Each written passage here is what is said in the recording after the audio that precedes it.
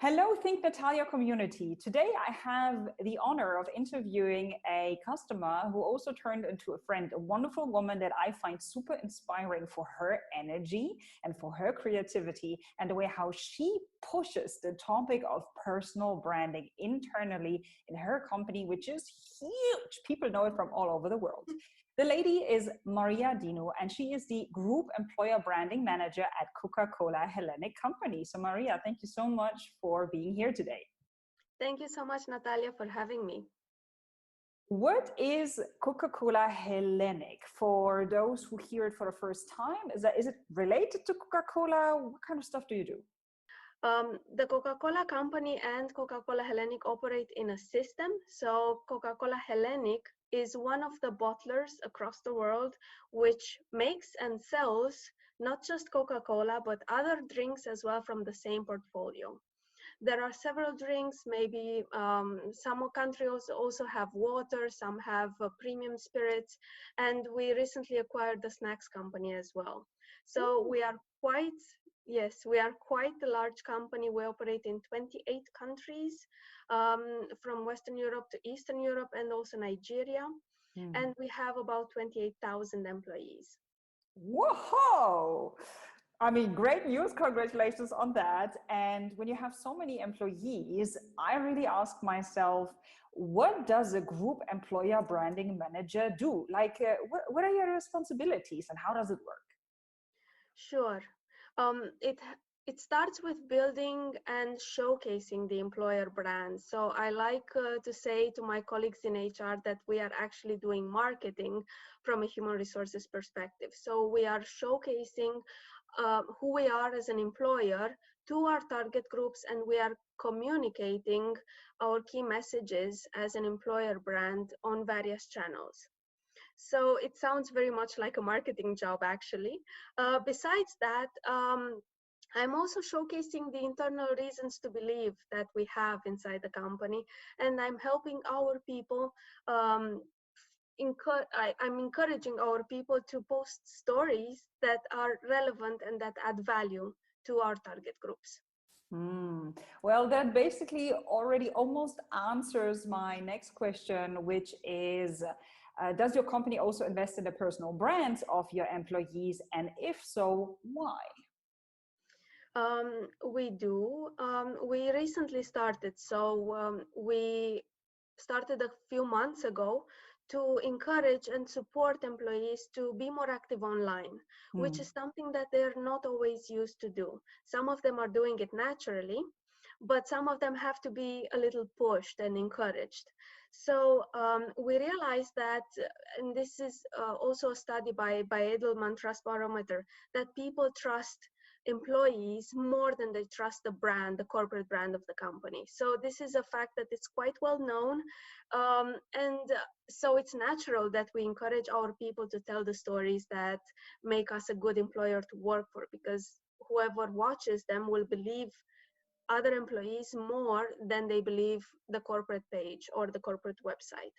Yeah, absolutely. Even more so, it's actually more efficient, because it's one thing if we in the employer branding community go out there and harvest these stories and then put them in a very nice format and post them online. They sometimes look too polished. Yeah. And if someone like an employee posts the same story on their personal account, it's way more believable, it's way more spontaneous, and it's also, like I said, more efficient, because if I have 200 people who post their stories, it takes less time than if we were to harvest these stories by ourselves. Yeah, that's beautifully said. Thank you so much for sharing these facts and information and stats, because a lot of people are still not convinced. And I recently read in a story that was focusing on the Swiss market that basically the number one reason why people don't apply for a company is because they don't know how it feels to work for that company. And then me being totally addicted to social media, I find it such a powerful tool. like my heart bleeds when I hear that, because I know that with telling the stories of your employees, it would be such a relatively simple way how to solve that problem. But hey, I mean, sooner or later, the right companies, the right people will understand, and your company is one of them. So how do you concretely support your staff? By teaching them how to use social media? Did you create some guides, some master classes? Do you have some documents, internal meetings? How on earth do you do that? We have several master classes, and one of them was the one that we did with you. So we try to give them some skills and some techniques on how to be more present online, because it starts with that. So you can go into the whole theory of how to be an employee advocate, but it all starts with them believing that it's worthwhile for them. So the first thing that we did was to try to get the people out there more active on social media just for themselves, and then to start teaching them how to build valuable content, how to construct a post, support them with ghostwriting, support them with some ideas on copies, sometimes even coaching, sometimes even, it takes 10 minutes to write a mock-up for a post for someone, and then that person adapts the post for their own authenticity and for their own personal brand, but they take the idea and it's much easier for them. Yeah. I mean, I fully agree with you. And why did you decide to work with me? Like, what was my job or my role when I came in with the masterclasses? Was it that it's sometimes easier when you have an external person who says the same thing? Because I see that with my friends. I sometimes have friends and they ask me for advice, and I'll say, well, I could tell you, but you're not going to listen to me anyway. So go somewhere, get an external coach or consultant. He's going to tell you the same that I do, but you're going to implement what he said because I'm close to you. Is that somewhat similar?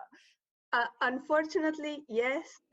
When people, so this is one side of the story, that people react in some way when HR tells them, hey, it's good to be active online because you attract talent easier, because people will Google you before they apply to the company because you're the hiring manager. So they want to see what kind of person would they actually work for.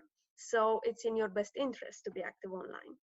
But then when an external expert comes in and says, hey, look at these people and how much credibility, networking, better collaboration they gained through their networks after becoming more active online, it's something that adds, and the two of them build on top of each other, and it just becomes more believable, especially when you show examples of people outside the company who started with zero online activity, and then here is where they reached, and this is the work that they put in along the way. So examples always help.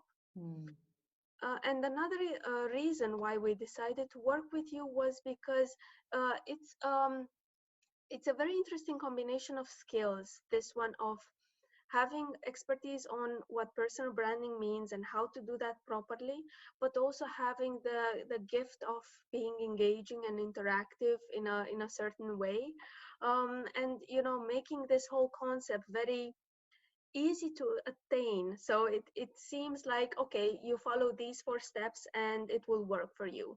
Of course, the actual work and putting the habit is actually it takes up a lot of time, and you need commitment to build a personal brand. But sometimes you just need that little nudge from behind, and if that nudge is being done by someone with great energy and great optimism and positivity, it just makes you feel confident that you will be able to do it. Thank you so much. I feel flattered, and I'm so happy to hear that your employees also positively reacted to the masterclass. So, what I found brilliant in the way how you organized it is that you said, or that your employees are super busy, they have stressful lives, because I mean they're in these high positions, right? So if you would have told them, oh, we just have like a 4-hour online, I don't know, masterclass or summit or whatever, people would say, Thank you. No, but you understood and you understand how your employees are and what the challenges are. So you made it short, you made it on point, you made it edutaining, and you made it interactive. And I would be super curious about the feedback from the masterclasses. And did you already see some results? Like, did people actually post? Did they change their perception? Were there some kind of maybe challenges or collaborations that people said, I'm in, and the other one said, oh, okay, well, then I'll do it as well? Yes, actually, what works very well, and this is happening even these days, it's a challenge between them.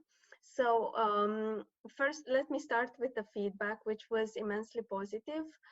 People got energized afterwards, and it also helped that we continue to nudge them even after. So if you are thinking of doing, you who are watching, if you're thinking of doing something similar, don't expect that magic will automatically happen after a workshop. So you still have to do the nudging, the encouraging work from inside. But if we draw the line at the number of posts, I think after, let's say, maybe less than 2 months, we are at around 50 posts from our advocates, the ones that we are, following, because there may be others who are simply out there who don't maybe tag the company, so we don't know. And also what's been going on, as I was saying this week, our HR director posted a Share a Coke challenge, asking her colleagues to recount the moment when they've been first offered the Coke. And I think we have already around 10 such stories in 1 week. So it works so nice to tell your story, tag someone else, tell me yours, and then that someone tags someone else, and so on. And it's a very nice combination of, again, it's not about the brand, it's about seeing this feeling of togetherness between people that work in the company and how fast they respond to each other. And you see a lot of authenticity in these stories and a lot of memories, and you see the person behind the function, and I think that's what we actually want. Absolutely. And I mean, I'm a millennial, and there's so many studies that study millennials and then have a look at how we think and how we behave and how we consume. And I mean, I know that I react that way, and the majority of people that I surround myself with, when we want to learn something about a company, we do not so much check out your webpage. We always check you out on social media first. And when I see stories like that, and I see, that could be my line manager, or that could be my colleague. Wow, they are a LinkedIn influencer, or they create content on LinkedIn, or wow, they take their own pictures. For me, that would be definitely like, they're cool. I thought that would be like boring and stiff and old and lame, because that's how a lot of millennials apparently think. That's what people say.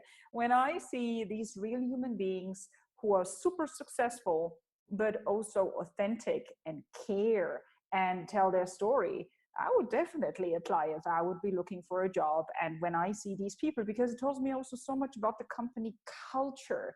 And that is also incredibly important, because the culture has an impact on my own happiness, and with my own happiness on my productivity, and it's also connected. So yeah, thank you so much for leading the way and for showing other companies and people how it's done.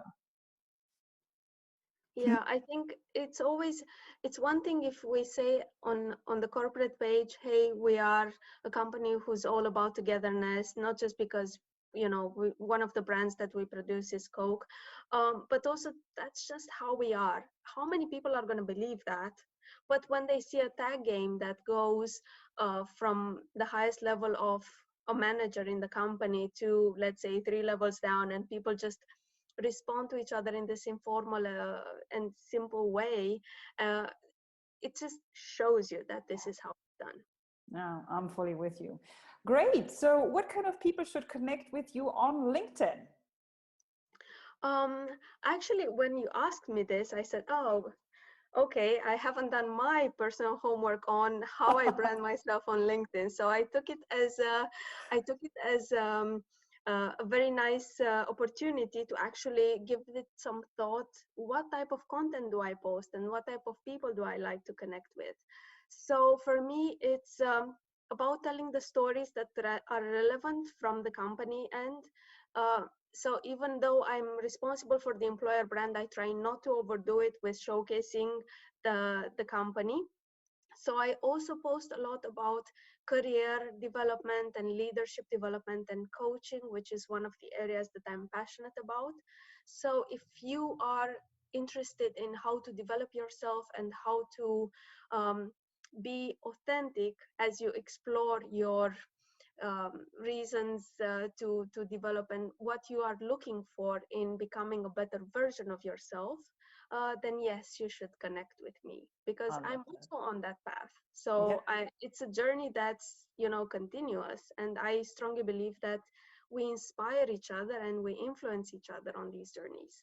Very, very true. Wonderful. Well, thank you so, so, so much for your time, for sharing your knowledge, for talking about your passion, for showing others how to lead the way and how to do things that a lot of people and companies are still either not facing or are afraid of. I look forward to working with you in the near future. And I also We look do forward too. to studying your work, because a lot of individuals ask me, like, oh, can you give me examples? And then I can say, these guys, check out their stuff. So yeah, once again, thank you so, so much. I wish you a great rest of the day, and talk very soon. Thank you, Natalia. It's always a pleasure to engage with you. Thank you.